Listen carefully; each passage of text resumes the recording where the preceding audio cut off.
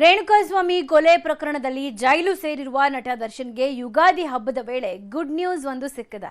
ಜೈಲಲ್ಲಿ ಕುಟುಂಬಸ್ಥರ ಒಳ ಸಂದರ್ಶನಕ್ಕೆ ಕೋರ್ಟ್ ಅನುಮತಿ ಕೊಟ್ಟಿದೆ. ಹಾಗಾದ್ರೆ ಅದು ಯಾವ ರೀತಿ ಅನುಮತಿ ಗೊತ್ತಾ? ಈ ಸ್ಟೋರಿ ನೋಡಿ.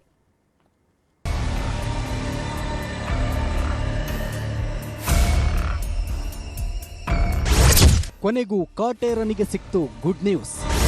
ಜೈಲಿನೊಳಗೆ ಭೇಟಿಗೆ ಕೋರ್ಟ್ ಅನುಕೂಲ. ಸ್ವಾಮಿ ರಕ್ತ ಕೈಗಂಟಿಸಿಕೊಂಡ ಆರೋಪ ಹೊತ್ತ ದರ್ಶನ್ ನಿತ್ಯ ನರಕ ನೋಡ್ತಿದ್ದಾರೆ. ಕುಂತ್ರೂ ನೆಮ್ಮದಿ ಇಲ್ಲ, ನಿಂತ್ರೂ ನೆಮ್ಮದಿ ಇಲ್ಲದಂತಾಗಿದೆ. ಕಷ್ಟ ಹೇಳಿಕೊಳ್ಳೋಣ ಅಂದ್ರೂ ಯಾರೂ ಇಲ್ಲ. ಮನಸ್ಸು ಬಿಚ್ಚಿ ಮಾತಾಡೋದಕ್ಕೂ ಆಗ್ತಿಲ್ಲ.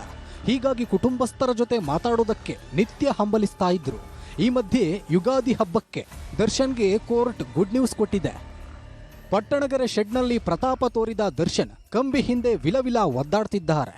ಫ್ಯಾಮಿಲಿ ಬಿಟ್ಟು ಕತ್ತಲೆ ಕೋಣೆಯಲ್ಲಿ ಕೂರೋ ಪರಿಸ್ಥಿತಿ ಇದೆ. ಹೀಗಾಗಿ ಜೈಲಿನೊಳಗೆ ಕುಟುಂಬಸ್ಥರ ಜೊತೆ ಮಾತನಾಡೋದಕ್ಕೆ ಅವಕಾಶ ಕೇಳಿದ್ರು. ಅನುಮತಿ ಕೋರಿ ನ್ಯಾಯಾಲಯಕ್ಕೆ ಅರ್ಜಿ ಸಲ್ಲಿಸಿದ್ರು.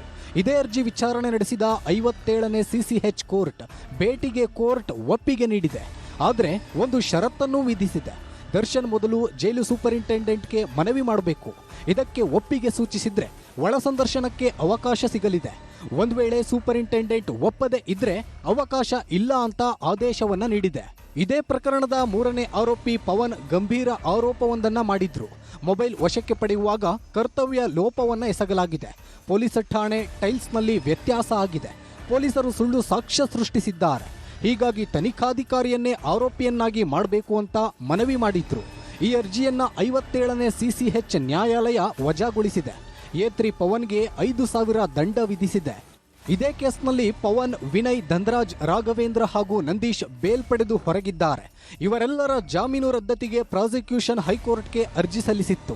ಇಂದು ಅರ್ಜಿ ವಿಚಾರಣೆ ಕೈಗೆತ್ತಿಕೊಂಡ ನ್ಯಾಯಪೀಠ ಏಪ್ರಿಲ್ 2ಕ್ಕೆ ವಿಚಾರಣೆಯನ್ನ ಮುಂದೂಡಿದೆ.